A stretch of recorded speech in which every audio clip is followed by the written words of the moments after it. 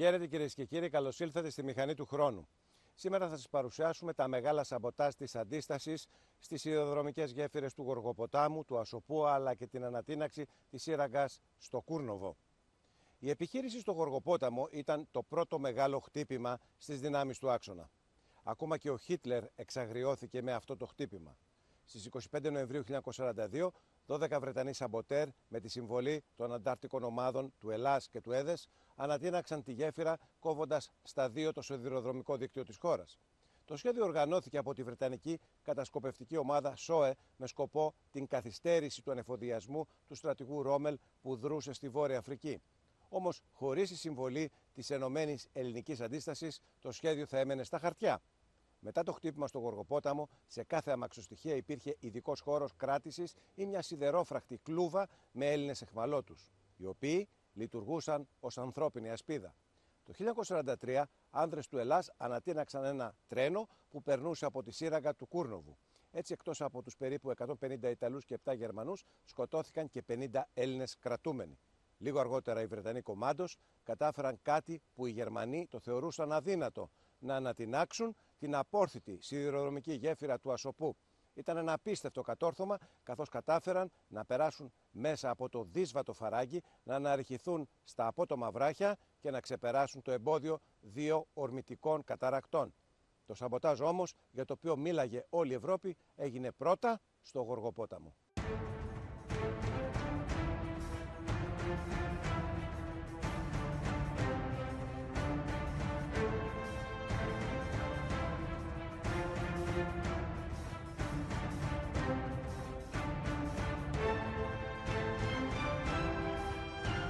Ξημερώματα της 26ης Νοεμβρίου του 1942 η περιοχή της Σίτης σύστηκε από δύο διαδοχικές εκρήξεις. Η σιδηροδρομική γέφυρα του Γοργοποτάμου γκρεμίστηκε. 3 φωτοβολίδες φώτισαν τον ουρανό, σηματοδοτώντας το πρώτο και μεγαλύτερο σαμποτάζ της Ενωμένης Ελληνικής Εθνικής Αντίστασης. Πρώτη φάση βέβαια της επιχείρησης άρχισε με μια τουφεκιά. Τελείωσε με 3 πράσινες φωτοβολίδες, οι οποίες δεν σήμαιναν μόνο την αποχώρηση των τμήματων, κυρίως σήμαιναν ότι επετεύχθη ο στόχος και μάλιστα ολοκληρωτικά. Ήταν μια επιχείρηση η οποία θεωρείται ένα από τα μεγαλύτερα σαμποτάζ στην Ευρώπη, εκείνη την εποχή τουλάχιστον. Μην ξεχνάμε ότι σε όλη την Ευρώπη αναπτύχθηκε παρτιζάνικο αντάρτικο κίνημα, κυρίως στις κατεχόμενες περιοχές της Σοβιετικής Ένωσης από τους Γερμανούς και της Ιουγκοσλαβίας, και το δικό μας αντάρτικο στάθηκε εισάξια απέναντι σε αυτές τις δύο χώρες που είχαν και τα πολύ περισσότερα θύματα.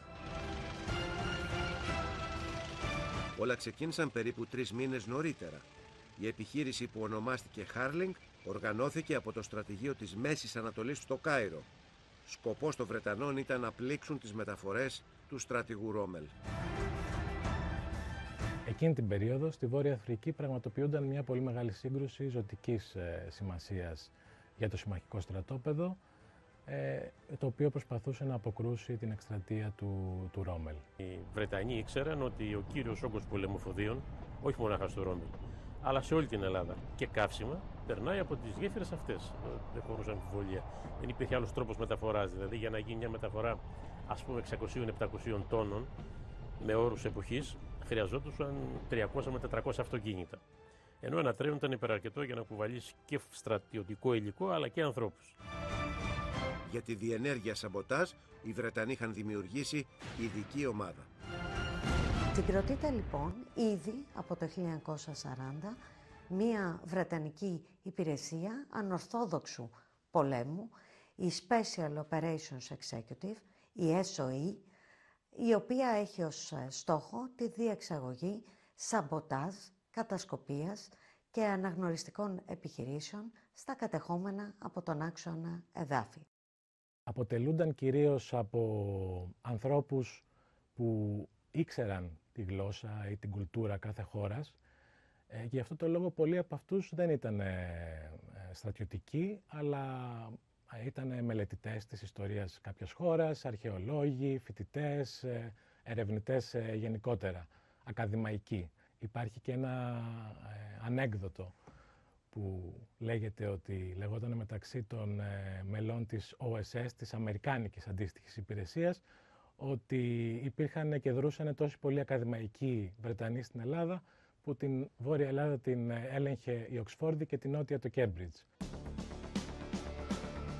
Επικεφαλής της ΣΟΕ για την επιχείρηση Harling στην Ελλάδα ορίστηκαν οι αξιωματικοί Eddie Myers και Chris Woodhouse, ενώ στην ομάδα συμμετείχε και ο Έλληνας Θέμης Μαρίνος, που υπηρετούσε στην πρώτη ελληνική ταξιαρχία στην Αίγυπτο και είχε λάβει ειδική εκπαίδευση από τους Βρετανούς στην Παλαιστίνη.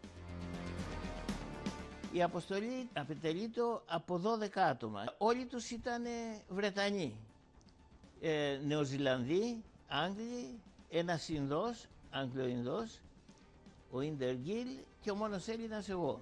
Ο Chris Woodhouse και ο Eddie Myers ήταν δύο τελείως διαφορετικές προσωπικότητες.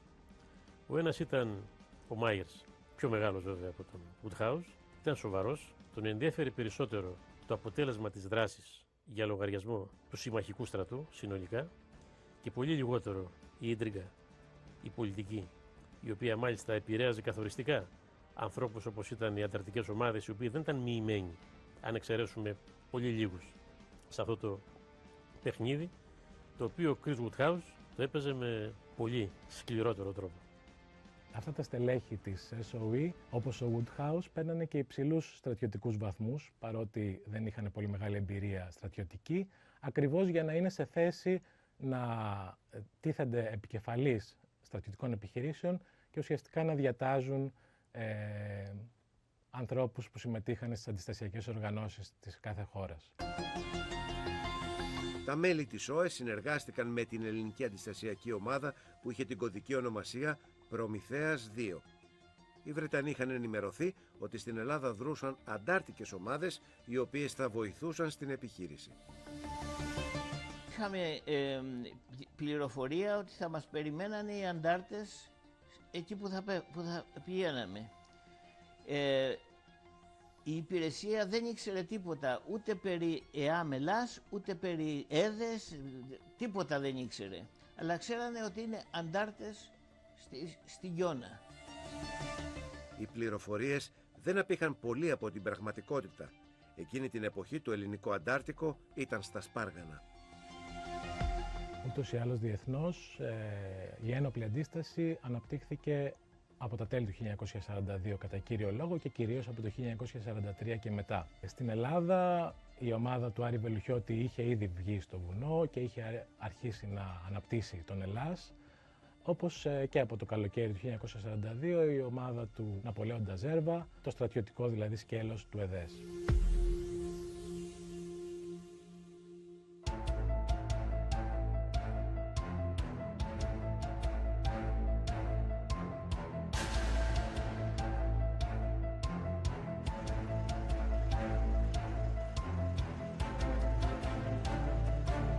Στα τέλη Σεπτεμβρίου 1942 όλα ήταν έτοιμα για την έναρξη της επιχείρησης. Οι 12 σαμποτέρ ήταν χωρισμένοι σε 3 ομάδες και σύμφωνα με το σχέδιο θα έφταναν στην Ελλάδα αεροπορικώς και θα έπεφταν με αλεξίπτωτα στα λιμέρια του ΕΔΕΣ. Η κάθε ομάδα είχε έναν αρχηγό, έναν ελληνομαθή, έναν ασυρματιστή και έναν ειδικό στα εκρηκτικά. Την αντιστασιακή οργάνωση την οποία ήξεραν και γνώρισαν ήταν ο ΕΔΕΣ του Ζέρβα.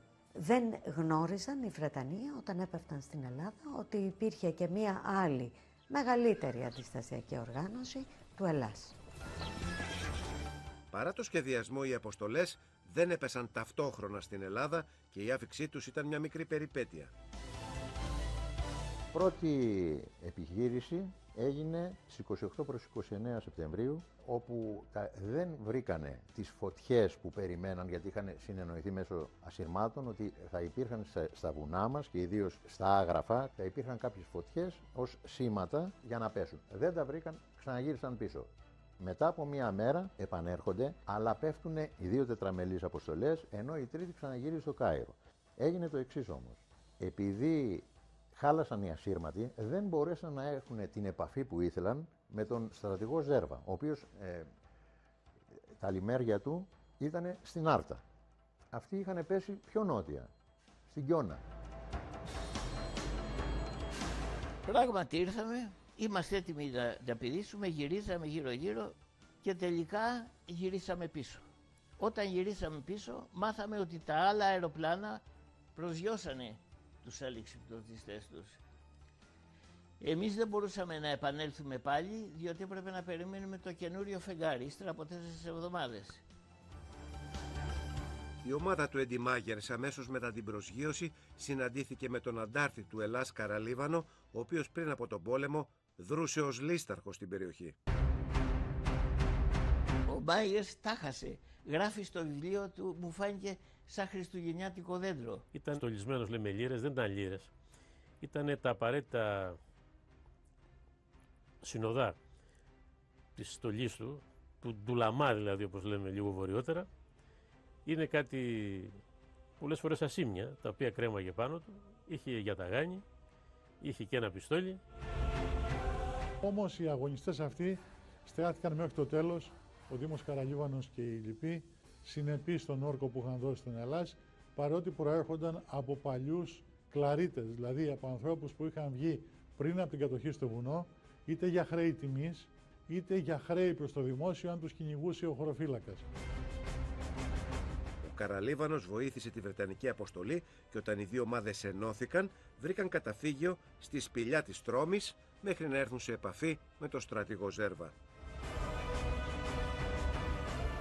Αυτή η σπηλιά τελικά έγινε και το στρατηγείο της αποστολής.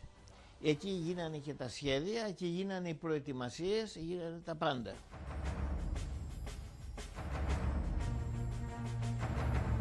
Όσο οι Βρετανοί σαμποτέρ περίμεναν να αποκτήσουν επαφή με τους Έλληνες αντάρτες, αναγκάστηκαν να επιβιώσουν στα βουνά της Ρούμελης. Αυτό το διάστημα ήταν περίπου ένας μήνας. Κλήθηκαν να ζήσουμε τις συνθήκες, με τις διατροφικές συνήθειες που ήταν περιορισμένες σε σχέση με ό,τι είχαν μάθει στη Μέση Ανατολή ή στην πατρίδα τους. Κοιμόντουσαν σε σπηλιές, είχαν μεγάλες βραδινές πορείες. Έχω ακούσει περιγραφές, ας πούμε, ότι μετά από μια μεγάλη πορεία νυχτερινή, που εκεί που έριχνε χιόνι, χώθηκαν σε μια σπηλιά μέσα, όλα βρεγμένα, φωτιά δεν μπορούσαν να ανάψουν και κουλουριασμένοι όλοι, ακούγονταν ο αντίλαλος μέσα στη σπηλιά, τα δόντια που χτυπάγανε από το κρύο. Η τελευταία ομάδα των Βρετανών έπεσε με αλεξίπτωτα στις 27 Οκτωβρίου 1942, λίγο έξω από το Καρπενήσι. Ο Βελουχιώτης με τους άνδρες του βρισκόταν πολύ κοντά. Οι Βρετανοί κρύφτηκαν στο σπίτι του ιερέα στο χωριό Μυρίσι, όπου σύντομα κατέφθασαν εκεί οι Ελλασίτες υπό τον Βελουχιώτη. Φτάσαμε σε ένα μικρό χωριουδάκι που μας υποδεχτήκε ο παπάς και όλοι τους με μεγάλη αυτή αγάπη και ξέρω εγώ. Μας έβαλαν στο σχολείο να κοιμηθούμε εκεί και πρωί φτάνει ο Νικηφόρος, ο στρατιωτικός διοικητής της ομάδος του Βελουχιώτη. Μας είπε ότι ο Άρης είναι παραπάνω στο λιμέρι του, στο Βελούχι, και ξεκινάμε να πάμε για εκεί. Λίγες ημέρες αργότερα, στις αρχές Νοεμβρίου, ο Chris Woodhouse, με εντολή του Μάγερς, ξεκίνησε μια μεγάλη πορεία με προορισμό το αρχηγείο του Ζέρβα στην περιοχή της Άρτας.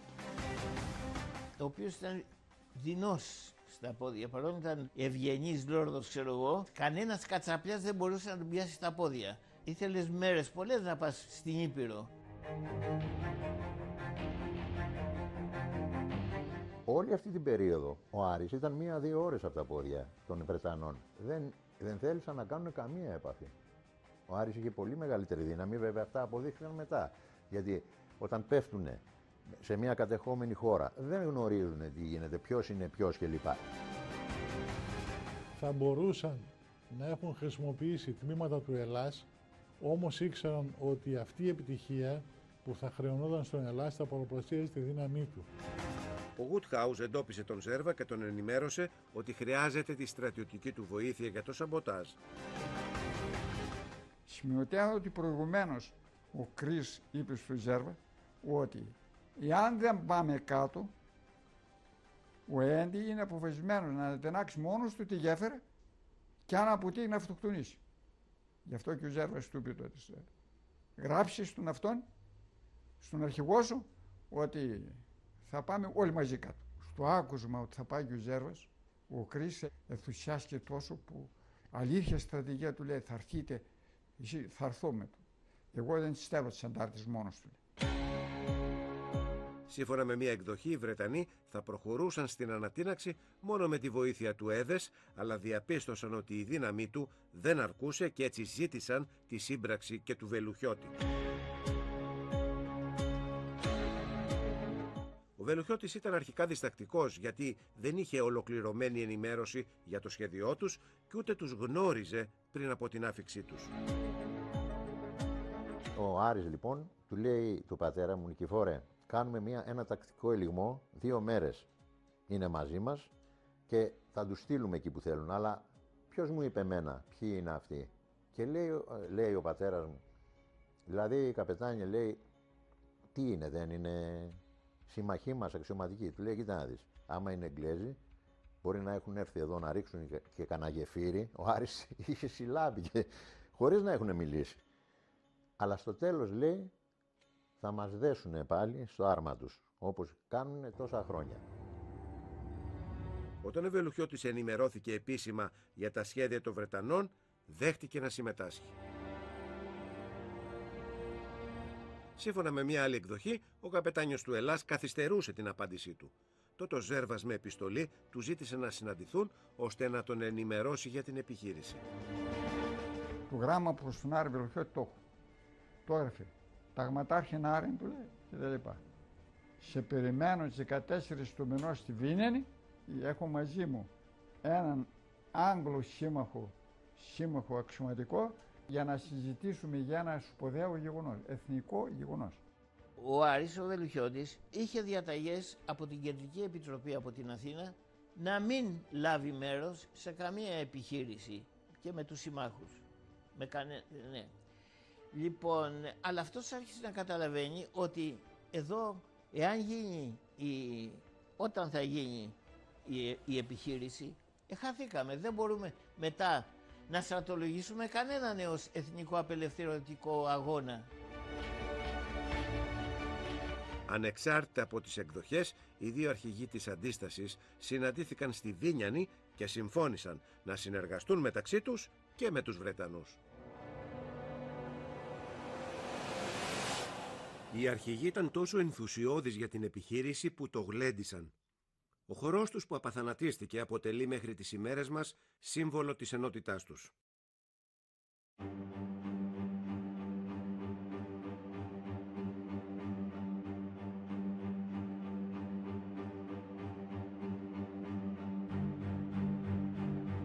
Οι Βρετανοί όταν έφτασαν στην Ελλάδα δεν γνώριζαν ποια γέφυρα θα ανατινάξουν, γι' αυτό και εξέτασαν διάφορες άλλες εκδοχές. Σκέφτονται λοιπόν οι Βρετανοί να ανατινάξουν μία από τις 3 γέφυρες. Οι γέφυρες αυτές είναι του Ασοπού, του Γοργοποτάμου και της Παπαδιάς.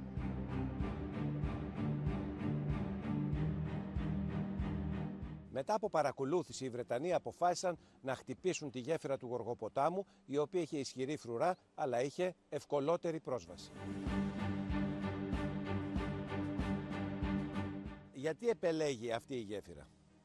Οι αντάρτες είχαν τη δυνατότητα από το βουνό πίσω μας που είναι η Ήτη, όχι μονάχα να την κατοπτεύουν από 1 μήνα απόσταση, αλλά το τελευταίο διάστημα να κατοπτεύεται σχεδόν εκ του σύνεγγυς. Κατέστρωσαν με μεγαλύτερη ευκολία τα σχέδιά τους και δεν ήταν μόνο εύκολα προσβάσιμοι, υπήρχαν και πολύ ασφαλείς τρόποι διαφυγής. Το σχέδιο της επιχείρησης βρήκε σύμφωνους και τους 3 αρχηγούς. Υπάρχουν διαφωνίες σχετικά με την πατρότητα του τελικού σχεδίου. Οι περισσότερες πηγές συμφωνούν ότι το σχέδιο αυτό το εκπώνησε ο Άρης Βελουχιώτης, το επιχειρησιακό σχέδιο. Και μέσα σε μια καλύβα και έβρεχε κιόλα. Και μέσα ποιοι ήταν? Και μέσα ήταν ο Άρης με τον Κουστούρα για να μην βράχουν και τα χαρτιά που γράφανε. Και ο Ζέρβας άκουγε? Ο Ζέρβας άκουγε, είπε καπετάν Άρη, συμφωνώ απόλυτα. Είναι αλήθεια ότι κάποια στιγμή όταν διάβασε την κατανομή των ρόλων, όταν έφτασε στο τέλος είπε Γενικός Αρχηγός Επιχείρησης, ο Αρχηγός του ΕΔΕΣ, Συνταγματάρχης Ναπολέων Ζέρβας. Τιμώντας τα γαλόνια του Ζέρβα, τον έβαλε ως επικεφαλή. Σύμφωνα με το σχέδιο, οι Έλλες αντάρτες έπρεπε να εξουδετερώσουν τη φρουρά και στα 2 φυλάκια της γέφυρας. Από αυτή τη θέση θα κάλυπταν τους Βρετανούς σαμποτέρ όση ώρα θα χρειάζονταν για να τοποθετήσουν τα εκρηκτικά. Στη Τελική Ευθεία ξεκίνησαν 160 αντάρτες του Ελλάς, 50-58 του ΕΔΕΣ, 12 Άγγλοι σαμποτέρ. Το νότιο βάθρο της γέφυρας, που φυλάσσονταν από περίπου 80 Ιταλούς, ανέλαβαν να καταλάβουν οι άντρες του Ελλάς. Το βόρειο βάθρο της γέφυρας είχε 30 φρουρούς και θα τους εξουδετέρωναν οι άνδρες του ΕΔΕΣ. Σύμφωνα με την εντολή του Βελουχιώτη, πίσω θα έμενε ως εφεδρεία η ομάδα του καπετάν Νικηφόρου, που το πραγματικό του όνομα ήταν Δημήτρης Δημητρίου και είχε στρατιωτική παιδεία. Ήταν τελειόφυτος της σχολής Ευελπίδων, δεν είχε προλάβει να ορκιστεί, αλλά αυτοί στο 3ο έτος ορκίστηκαν από την Πολοχαγή και έφυγαν. Είχε οργανωθεί στο ΕΑΜ με ένα συνταρακτικό επεισόδιο στην Αγόριανη.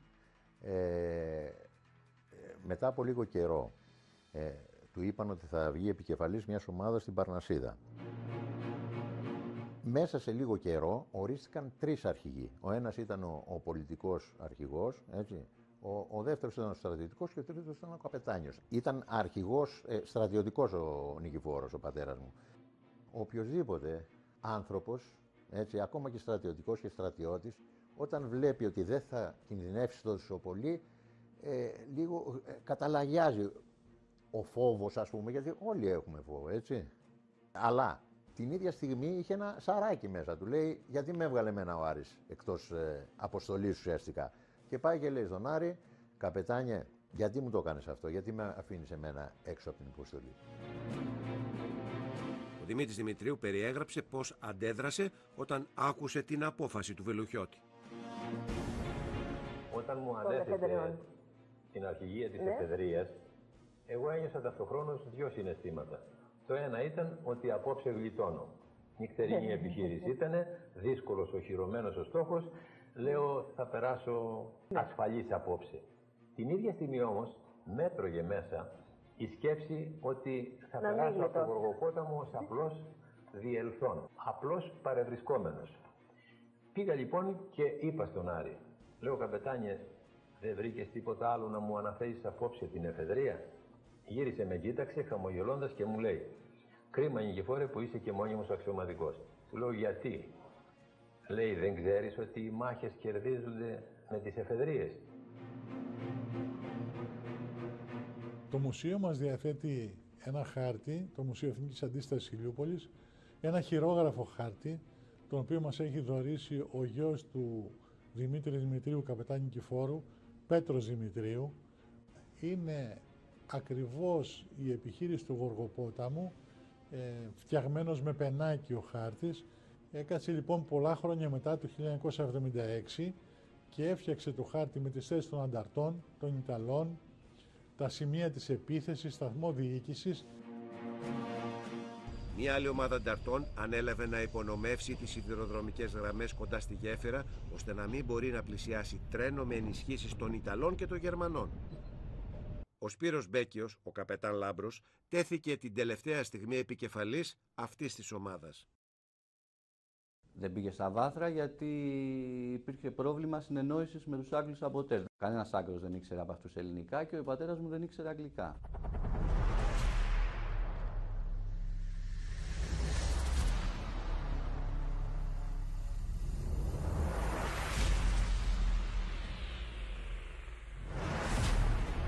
Στις 11 τη νύχτα της 25ης Νοεμβρίου δόθηκε το σήμα για την έναρξη της επιχείρησης. Το νότιο φυλάκιο που είχε αναλάβει ο Ελλάς καταλήφθηκε αμέσως. Στο βόρειο όμως οι άνδρες του Ζέρβα αντιμετώπισαν πρόβλημα. Το νότιο φυλάκιο κατελήφθη σχετικά εύκολα γιατί αυτοί που το προσέβαλαν ήρθαν από τη Γαλαρία, η οποία είναι πίσω μας, δεν έγιναν αντιληπτοί. Όταν άρχισαν να χτυπούν το φυλάκιο. Οι Ιταλοί είχαν μόνο μια επιλογή, ή να φύγουν ή να πιαστούν αιχμάλωτοι. Το άλλο φυλάκιο όμως προέβαλε ισχυρή αντίσταση. Δεν κατάφεραν. Κυρίως η πλειοψηφία των ανταρτών που το προσέβαλε ήταν εδεσίτες, αλλά δεν σχετίζεται με αυτό. Σχετίζεται κυρίως με την μαχητική αξία των Γερμανών κυρίως, αλλά και των Ιταλών, οι οποίοι έδωσαν μάχη. Πηγαίναμε μέχρι τα σειρματοπλέγματα, δεν μπορούσαμε να κόψουμε τα σειρματοπλέγματα για να μπούμε μέσα. Τόσο δραστικά ήταν τα πυρά. Ο Ζέρβας γύρισε στον Άρη και του είπε ότι αδερφέ μου Άρη συγκεκριμένα να διατάξουμε υποχώρηση. Ο Άρης πολύ αυστηρά του απάντησε ότι σταμάτα Ζέρβα, υποχώρηση αποκλείεται. Τότε ο Βελουχιώτης κινητοποίησε την εφεδρεία του Νικηφόρου με μια ξεκάθαρη εντολή. Είπε σε 20 λεπτά να έχει καθαρίσει η γέφυρα, μην γυρίσει πίσω κανείς σας αν δεν έχει καθαρίσει η γέφυρα. Η εντολή αυτή υπήρξε. Καταρχάς, κατεβαίνοντας για τη γέφυρα από πριν, είχαν δώσει όρκο, ο Άρης είχε δώσει το δικαίωμα να μην συμμετάσχουν στην επιχείρηση, γιατί αυτοί που θα πάμε εκεί δεν θα γυρίσουμε πίσω αν δεν πέσει η γέφυρα. Θα πέσουμε εκεί μέχρι τον τελευταίο.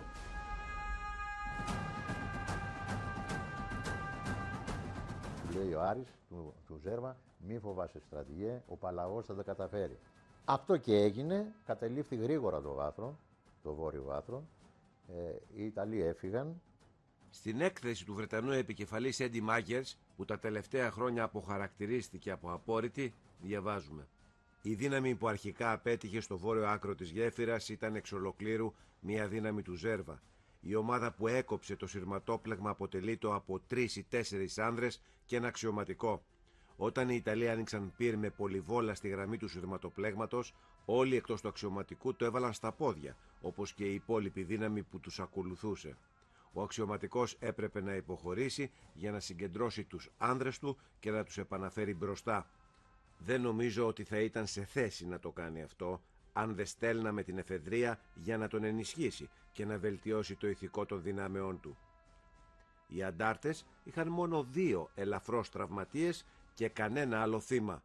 Μέτρησα τουλάχιστον 13 νεκρούς στον εχθρό.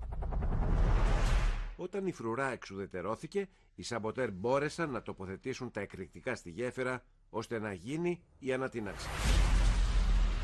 Υπονομεύτηκε πρώτα πάνω από τη γέφυρα η ανοδομή.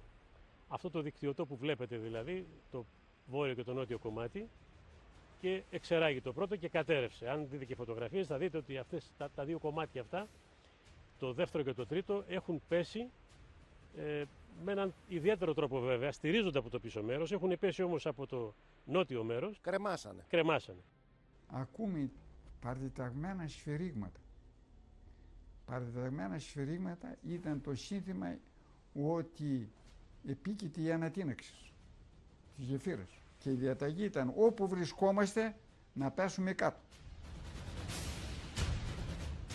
Εξίσου σημαντική ήταν και η συμβολή ορισμένων γυναικών, κυρίως νοσηλευτριών, οι οποίες με κίνδυνο της ζωής τους κρύφτηκαν στα βόρεια της γέφυρας, έτοιμες να περιθάλψουν τυχόν τραυματίες. Έχω βγάλει τουλάχιστον 6 αντάρτισσες, οι οποίες ήταν παρούσες και έτοιμες να επέμβουν, αν χρειαζόταν αυτό, στην επιχείρηση. Καταρχήν ήταν οι Κλαρίτισσες. Ο Δήμος ο Καραλίβανος ήταν με την Παναγίου, η Ασίμο ήταν με το Θεοχάρη τον Πολύχρονο και η Βασίλο του Καρπή. Κοπέλες με το όπλο από τη μια μεριά και το κυβότιο πρώτων βοηθείων από την άλλη. Μετά από την πρώτη επιτυχημένη έκρηξη, η γέφυρα είχε υποστεί σοβαρές καταστροφές, αλλά δεν είχε καταρρεύσει πλήρως. Έτσι αποφασίστηκε να ανατιναχθεί ξανά.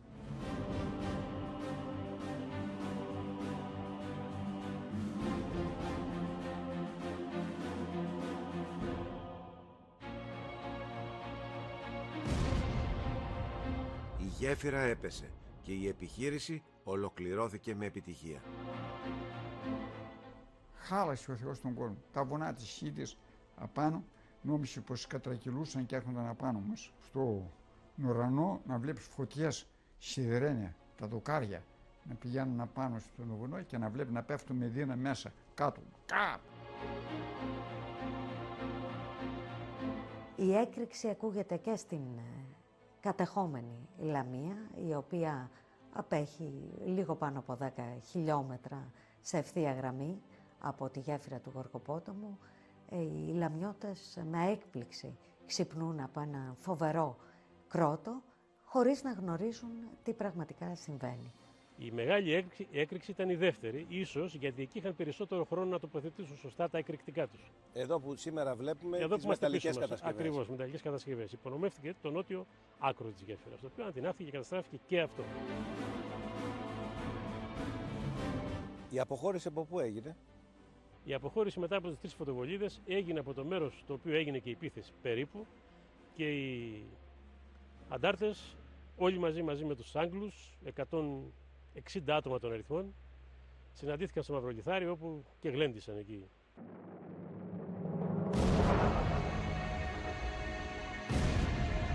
Όταν ολοκληρώθηκε η επιχείρηση στο Γοργοπόταμο, το μέτωπο στη Βόρεια Αφρική είχε αλλάξει και οι σύμμαχοι επικράτησαν στην επική μάχη του El Alamein.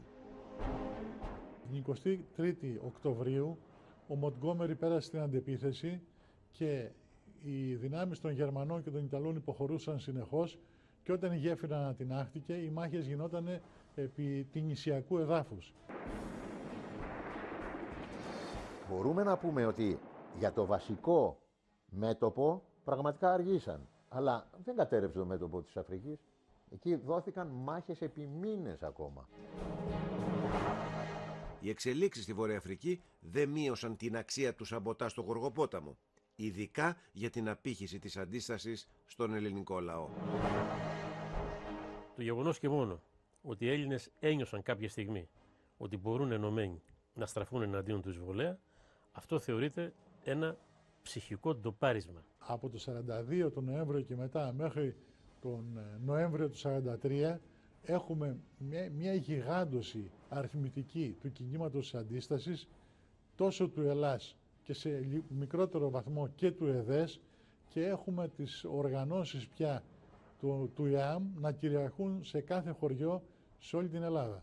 Δημιούργησε ένα κλίμα ενθουσιασμού. Ενώ πριν όλα τα άσχεζε η φοβέρα που λέμε και τα πλάκωνε σκλαβιά, τώρα ανέβαιναν με έναν άλλο αέρα περηφάνειας. Η είδηση για το σαμποτάζ στο Γοργοπόταμο μεταδόθηκε και από τον ξένο τύπο. Το βρετανικό BBC όμως απέδωσε εύσημα μόνο στον ΕΔΕΣ. Δεν αναφέρθηκε καθόλου Ελλάς από το BBC ότι ούτε καν ότι πήρε μέρος. Σαν να μην υπήρχε εκεί, που ήταν αυτός που αν δεν ήταν ο Ελλάς δεν θα γινόταν τίποτα. Αυτά αναφέρονται κιόλας. Το είχε αναφέρει και ο ίδιος ο Woodhouse, ότι χωρίς τον Ελλάς δεν θα πετύχαινε.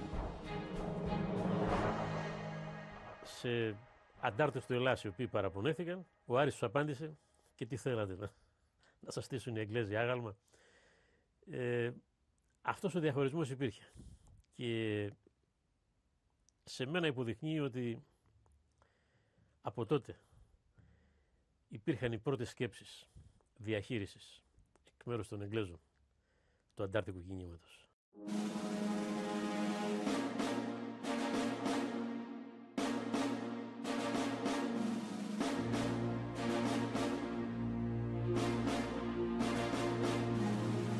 Οι Γερμανοί δεν άφησαν ατιμόρυτο το χτύπημα στο Γοργοπόταμο. Από τις φυλακές της Λαμίας και της Ηπάτης, αγωνιστές εκτελέστηκαν στη βάση της γέφυρας του Γοργοποτάμου, και μια άλλη ομάδα αγωνιστών εκτελέστηκε στο χωριό Καστέλια λίγες μέρες μετά. Συνολικά εκτελέστηκαν περίπου 30 άνθρωποι. Η εκτέλεση αυτή αποτυπώνεται σε σπάνιο φωτογραφικό υλικό. Και εκεί είναι και ο συνταγματάρχης, αν δεν κάνω λάθος, Παπακυριαζής, ο οποίος όταν βρίσκεται μπροστά στο εκτελεστικό απόσπασμα τους μιλά και λέει: δεν είστε Ευρωπαίοι, εσείς είστε κτήνοι. Και πέφτει ηρωικά μπροστά στο εκτελεστικό απόσπασμα.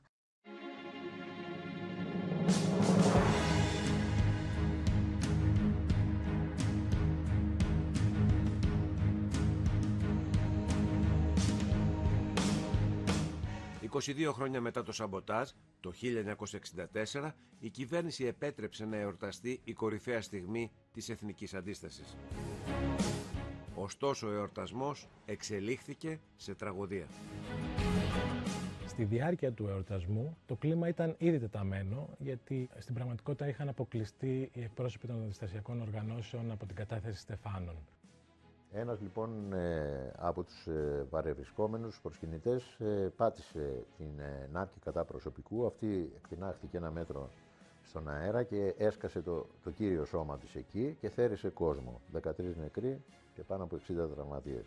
Ανάμεσα στους 13 ήταν δυστυχώς και η αδερφή του πατέρα μου, η θεία μου, η Ασημούλα Ραχιώτη Δημητρίου, που κρατούσε από το χέρι της το γιο της, το Δημητράκη, τότε 6 χρονών. Ήρθε ένα μικρό θράψμα, κράταγε την τσάντα της στην καρδιά της εδώ, της τρίψε την αορτή και έμεινε τίποτα άλλο, ούτε σχεδόν καθόλου αίμα. Αλλά έμεινε στον τόπο. Πολλές είναι οι εκδοχές που ακούστηκαν τότε και οι υποθέσεις. Κάποιοι είπαν ότι ήταν νάρκοι ξεχασμένοι από τους Γερμανούς από τη διάρκεια του πολέμου. Κάποιοι άλλοι επέδωσαν την ενέργεια αυτή σε νάρκη η οποία μπήκε την παραμονή της εκδήλωσης από άγνωστη μυστική υπηρεσία μεγάλης χώρας για να προκαλέσει κάποιο συμβάν. Καμία από τις δύο εκδοχές δεν έχει μέχρι τώρα αποδειχθεί. Τώρα, όπως ακριβώς κοιτάτε, πόσοι άνθρωποι δούλεψαν για να φτιάξουν το μνημείο αυτό. Πόσες χιλιάδες εγωπρόβατα και ποιμένες πέρασαν από την περιοχή αυτή. Πόσοι άνθρωποι δούλεψαν για να ξαναστήσουν τις γέφυρες. Λοιπόν, δεν την πάτησε την άρκη κανένας. Ύστερα, είχαν γίνει 2 αποναρκοθετήσεις κατά τη διάρκεια του 50. Πώς μπορεί να εξηγηθεί η έκρηξή της? Λόγω των επεισοδίων, αρκετοί αγωνιστές της αντίστασης που βρίσκονταν στο σημείο συνελήφθησαν από τις αρχές, οι οποίοι αθωώθησαν στην έφεση.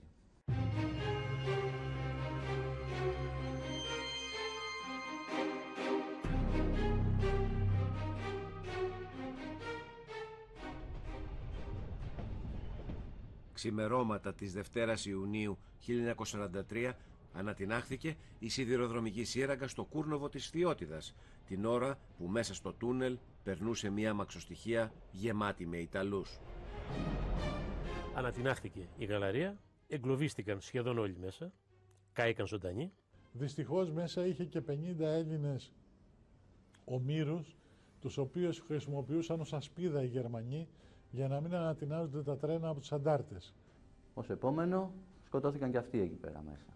Σημαντικό είναι ότι ήταν και γεμάτο με εκρηκτικά, ήταν βόμβες, ήταν πυρομαχικά, χειροβομβίδες, όλμοι. Γι' αυτό και μετά μετά την έκρηξη άρχισαν να σκάνε και αυτά και ακολούθησαν πανωτές πολλές εκρήξεις. Μετά... Το σαμποτάζ οργάνωσε ο Ελλάς με επικεφαλής της επιχείρησης τον καπετάν Λάμπρο. Οι Βρετανοί συνέβαλαν μόνο παρέχοντας τα εκρηκτικά. Ήταν 3-3,5 τόνοι. Με τον Εγγλέζο λοχαγό του μηχανικού που κουβέντιασε, κατέληξαν ότι οι Εγγλέζοι θα έδιναν 1.500 κιλά, 1,5 τόνο. Τελικά οι Εγγλέζοι έδωσαν μόνο 400 κιλά και με αυτή την εκρηκτική ύλη υπονόμευσε τις εισόδους και τις εξόδους στη σύραγγα την ώρα που μέσα περνούσε ένα τρένο. Οι Άγγλοι δεν είναι κουτί. Τους είπαν θα σας δώσουμε πολύ λιγότερα και φτάνουν. Υπενθυμίζω δηλαδή ότι ήταν μια εποχή όπου όλοι έπαιρναν θέση. Ανάμεσα στους νεκρούς ήταν και ο πατέρας του Νίκου Τσίτσα, ο οποίος ήταν 40 ετών, αγρότης και καλλιτέχνης, ήταν σαντουριέρης. Τον θυμάστε να φεύγει με το τρένο αυτό? Δεν τον θυμάμαι να φεύγει με το τρένο από την Αθήνα.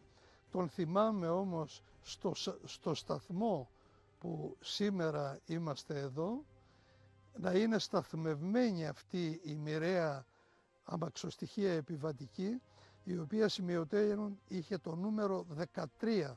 Μας φέρανε εδώ τη μάνα μου και τα δυο μου τα αδέρφια, εγώ ήμουνα μόλις 4 ετών και εκείνη τη σκηνή που θυμάμαι μόνο είναι ότι κάποιος με σήκωσε στα χέρια για να με χαιρετήσει ο πατέρας μου, ο οποίος ήταν σε βαγόνι επιβατικό. Το ένα χέρι του ήταν αγκιστρωμένο σε λαβή από κάθισμα και τον είχαν βγάλει στο παράθυρο και εδώ να χαιρετήσει την οικογένειά του. Να χαιρετήσει την οικογένειά του. Μετά την ανατείναξη χρειάστηκαν μόλις 2 ημέρες για να επαναλειτουργήσει η σύραγγα. Τα αντίπεινα για το σαμποτάζ στο Κούρνοβο ήταν σκληρά. Στο ίδιο σημείο οι Γερμανοί εκτέλεσαν 120 πατριώτες. Οι πατριώτες αυτοί πρώτα έσπασαν τα ρολόγια τους, έσκησαν τα ρούχα τους για να μην τα πάρουν οι κατακτητές και αφού όλοι μαζί έψαλαν τον εθνικό ύμνο, τους εκτέλεσαν με πολυβόλα. Άραγε λοιπόν έχουμε από τη μια μεριά 117 θύματα Ιταλικά και από την άλλη πλευρά έχουμε 171 νεκρούς Έλληνες. Για όλα τα χρόνια γινόταν μνημόσυνο για τους 120, για τους 50 δεν υπήρχε ποτέ καμία αναφορά.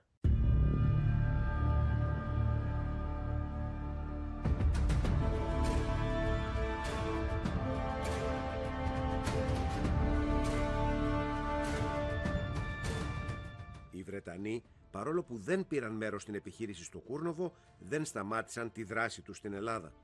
Την ίδια περίοδο οργάνωναν το επόμενο σαμποτάζ, αυτή τη φορά στη γέφυρα του Ασοπού.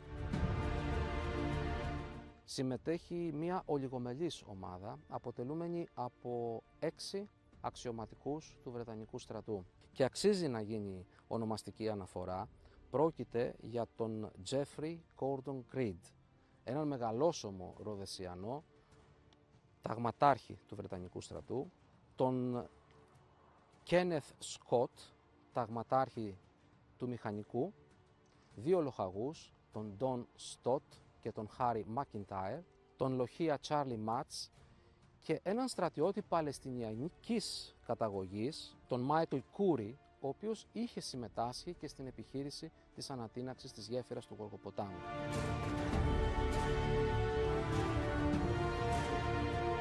Η γέφυρα του Ασοπού θεωρούνταν απόρθητη, καθώς η πρόσβαση σε αυτή ήταν δυνατή μόνο από τις 2 σύραγγες που βρίσκονταν στα άκρα της και φυλάσσονταν από ισχυρή φρουρά. Ήταν μια γέφυρα μήκους 176 μέτρων, στηριζόταν σε 2 τόξα μεταλλικά, τα οποία στη συνέχεια είχαν 3 υψίκορμες, πολύ ψηλές λιθοδομές. Είναι πάνω από μια αρογμή του εδάφους της Σίτης, από κάτω κυλάει ορμητικός ο Ασοπός, ο οποίος εκβάλλει στο μαλλιακό κόλπο. Οι Έλληνες αντάρτες δεν συμμετείχαν στην επιχείρηση του Ασοπού, παρόλο που αρχικά ο Βελουχιώτης ήταν θετικός. Ωστόσο, δεν συμμετείχε για 3 σημαντικούς λόγους. Και μάλιστα λέγεται ότι ο Βελουχιώτης θα διέθετε 1000 άνδρες να κάνει κατά μέτωπο επίθεση. Ήταν η πρότασή του. Ωστόσο, έλαβε ένα μήνυμα ότι έπρεπε να επιστρέψει στο αρχηγείο του Ελλάς, στο χωριό της Κολοκυθιάς, όπου τον περίμεναν ο Ανδρέας Τζίμας και ο Στέφανος Σαράφης. Στη συζήτηση αυτή συμμετείχε και ο Έντι Μάιερς. Οι Ανδρέας Τζίμας και Στέφανος Σαράφης, ακούγοντας την πρόταση, θεώρησαν ότι ήταν μια επιχείρηση ανέφικτη, που δεν θα μπορούσε ποτέ να επιτύχει. Για 2 λόγους. Πρώτον, λόγω του δύσβατου της περιοχής και δεύτερον, λόγω της έλλειψης των απαραίτητων υλικών, στρατιωτικών υλικών για την υπονόμευση της γέφυρας. Υπήρξε και μια τρίτη παράμετρος, τα ισχυρά αντίπεινα τα οποία θα πραγματοποιούνταν μετά τη διενέργεια αυτού του σαμποτάζ ανεξαρτήτως της εκβάσεώς του. Αυτό δημιούργησε έναν εκνευρισμό στον Έντι Μάγερς, τον οποίο περιγράφει χαρακτηριστικά στα απομνημονεύματά του, λέγοντας ότι εφόσον δεν πρόκειται να μας βοηθήσουν οι Έλληνες, εμείς θα κάνουμε το σαμποτάζ μόνοι μας. Όταν οι φήμες για την ανατείναξη της γέφυρας του Ασοπού έφτασαν στο κοντινό χωριό Γαρδικάκι, οι κάτοικοι υπό τον φόβο των αντιπίνων απευθύνθηκαν στον Άρη Βελουχιώτη, ζητώντας του να απομακρύνει τους Βρετανούς από την περιοχή και να μην γίνει το σαμποτάζ. Εκεί η συνδρομή του Άρη ήταν καταλυτική, γιατί τους είπε όχι μόνο θα γίνει το σαμποτάζ, αλλά μην τολμήσετε να προδώσετε την επιχείρηση στους Γερμανούς Γιατί δεν θα κάψω μόνο το χωριό, αλλά δεν θα αφήσω ούτε πέτρα πάνω σε πέτρα στο χωριό αυτό. Και έτσι διατηρήθηκε η μυστικότητα της επιχείρησης. Οι Βρετανοί αποφάσισαν να υπονομεύσουν τη γέφυρα προσεγγίζοντάς την από το απροσπέλαστο Φαράγγι. Στην πρώτη προσπάθεια να φτάσουν αντιμετώπισαν δυσκολίες. Προχώρησαν σε μια ανίχνευση του χώρου. Κατόρθωσαν με πάρα πολλές δυσκολίες να κατεβάσουν εκρηκτικές ύλες μέχρι ένα σημείο στο απόκρημνο αυτό Φαράγγι και υποχρεώθηκαν να αναζητήσουν περισσότερα υλικά, διότι υπήρχαν 2 καταράκτες εντός του Φαραγγιού που καθιστούσαν ειδικότερα ο δεύτερος ουσιαστικά αδύνατη την πρόσβαση προς τη γέφυρα. Στην πρώτη κίνησή τους για να κατέβουν ανακάλυψαν ότι υπήρχε ο δεύτερος, δεν τον ήξεραν. Ναι, δεν το γνώριζαν. Περιγράφουν τα βράχια ως γυαλί. Ναι, λόγω των ορμητικών νερών. Επομένως υποχρεώθηκαν να κόψουν έναν υψηλό κορμό δέντρου και να τον χρησιμοποιήσουν σαν κλίμακα προκειμένου να μπορέσουν να κατεβούν τον καταράκτη. Χρησιμοποίησαν τους σημάντες από τα αλεξίπτωτα, δέθηκαν με τους σημάντες, κατέβηκαν. Το νερό σε αρκετά σημεία στους καταράκτες ήταν μέχρι το λαιμό. Μπορεί να ήταν καλοκαίρι, αλλά το νερό που έφτανε μέχρι το λαιμό είχε μόνο 7 βαθμούς θερμοκρασία. Αναγκάστηκαν να αφήσουν κάποιον πίσω σε ένα σημείο, σε μια εσοχή, ο οποίος είχε τσάι ζεστό για την επιστροφή, και πολλοί στα απομνημονεύματά τους είπαν ότι μπορεί να ανατείναξαν τη γέφυρα, αλλά ήταν σίγουροι σχεδόν ότι θα πεθάνουν από κρυοπληξία.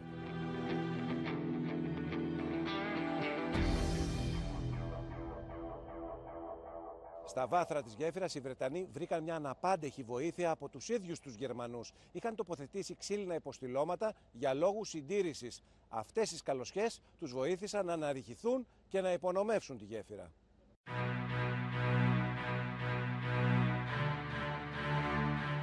Η σκαλωσιά τους διευκόλυνε στην τελική φάση της επιχείρησης, όταν θα έπρεπε να βάλουν τους δυναμίτες. Θα μπορούσαν να τους βάλουν ούτως ή άλλως, αλλά μπόρεσαν να ανέβουν πιο εύκολα και να τους προωθήσουν στα κατάλληλα σημεία, εκεί που θα έσποζαν οι καμάρες της γέφυρας. Η πρώτη τους επέμβαση στο χώρο ήταν να πλησιάσουν το βόρειο βάθρο της γέφυρας και να ανεβάσουν στα ζευκτά τα εκρηκτικά. Υποβοηθούμενοι προφανώς από τα ικριώματα, τα ξύλινα ικριώματα που υπήρχαν στο βόρειο βάθρο της γέφυρας. Κανένας από τους φρουρούς της γέφυρας δεν είχε αντιληφθεί το παραμικρό. Εκεί δεν μπήκε φυτίλι όμως. Εκεί δεν υπήρχε φυτίλι, όχι. Εκεί υπήρχε ένα εμπήρευμα το οποίο ήταν θριαλίδα, έτσι ώστε να έχουν δυνατότητα να απομακρυνθούν. Και πώς δούλευε η θριαλίδα? Η θριαλίδα ήταν μια μπούλα η οποία περιείχε ένα υγρό, το οποίο σιγά σιγά έλειωνε και ένωνε τα καλώδια τα οποία έδιναν το σπινθήρα και γινόταν η ανατείναξη. Και τώρα πλέον η αγωνία τους είναι εάν θα ακούσουν την έκρηξη. Πόση ώρα πέρασε? Πέρασαν περίπου 2 ώρες και ενδεικτικά αναφέρει ο Κένεθ Σκοτ ότι κοιτούσαμε τα ρολόγια μας και πλέον τα λεπτά έμοιαζαν με ώρα, μέχρι τελικά να μπορέσουμε να ακούσουμε έναν εκοφαντικό θόρυβο και να αντιληφθούμε ότι είχε γίνει έκρηξη. Σύστηκε το Φαράγγι? Εκοφαντικός θόρυβος, σαν να έγινε ένας σεισμός. Δεν είχαν όμως εικόνα. Άκουγαν μόνο. Άκουγαν μόνο. Την επομένη λοιπόν ημέρα έστειλαν ένα νεαρό Έλληνα αντάρτη, καταγόμενο από το χωριό της Σίτης, το Γαρδικάκι, ο οποίος πριν τον πόλεμο είχε εργαστεί ως σχεδιαστής, και του είπαν να πάει κοντά στη γέφυρα και να σχεδιάσει τι βλέπει. Όταν λοιπόν ο αντάρτης επέστρεψε στο Γαρδικάκι, τους έδειξε το σχέδιο και ξαφνικά είδαν τη γέφυρα ανέπαφη. Και τον ρωτούν, μα είναι αυτό τελικά που είδες? Και λέει, όχι, είναι αυτό που θυμόμουν. Πλέον είναι γκρεμισμένη η γέφυρα, στο να σου πω. Τους τρέλανε. Βρετανικό χιούμορ από έναν Έλληνα. Το σαμποτάζ ήταν επιτυχημένο, καθώς για περίπου 2 μήνες διακόπηκε η λειτουργία της γέφυρας.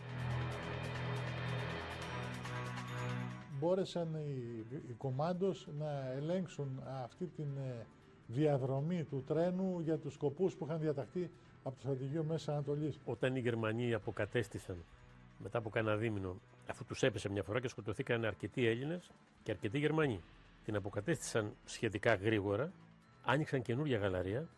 Η γέφυρα ήταν 176 μέτρα, οι Γερμανοί την κάνανε λίγο μικρότερη και σήμερα υπάρχει μια άλλη γέφυρα ακόμα μικρότερη, η οποία γεφυρώνει το πιο στενό σημείο του Ασοπού. Υπάρχει μια βέβαια ενδιαφέρουσα πληροφορία για τον Gordon Creed που προέρχεται από έναν πολύ καλό του φίλο, τον Ian Fleming, που είναι ο πατέρας του James Bond. Ο Fleming αναφέρει χαρακτηριστικά ότι εμπνεύστηκε τον ήρωά του, τον ήρωα κατάσκοπο των Άγγλων, από τον Gordon Creed, τον Ροδεσιανό καταδρομέα, ο οποίος έλαβε μετάλλια πολεμικής δράσης από το Βρετανικό στρατό για σειρά σαμποτάζ, επιτυχημένων σαμποτάζ που διενήργησε στη Βόρεια Αφρική κατά την περίοδο του πολέμου εναντίον των γερμανικών δυνάμεων. Γνωρίζονταν. Ήταν επιστήθιοι φίλοι και πιθανόν συνεργάτες, γιατί και ο Ian Fleming ήταν στην Intelligence Service κατά την περίοδο του Δευτέρου Παγκοσμίου Πολέμου. Ο James Bond γεννήθηκε στον Ασοπό. Δεν είναι καθόλου απίθανο. Ο Ασοπός, το Κούρνοβο και ο Γοργοπόταμος ήταν αποφασιστικές πράξεις αντίστασης και δεν ήταν οι μοναδικές. Ο Γοργοπόταμος έγινε σύμβολο της ελληνικής αντίστασης, έστω και αν η ενότητά της κράτησε μικρό χρονικό διάστημα. Αυτές οι ενέργειες έδειξαν σε όλη την Ευρώπη ότι ο άξονας δεν ήταν στρατιωτικά άτρωτος. Κυρίες και κύριοι, εδώ φτάσαμε στο τέλος εκπομπής. Σας ευχαριστούμε θερμά που μας παρακολουθήσατε. Να είστε όλοι καλά.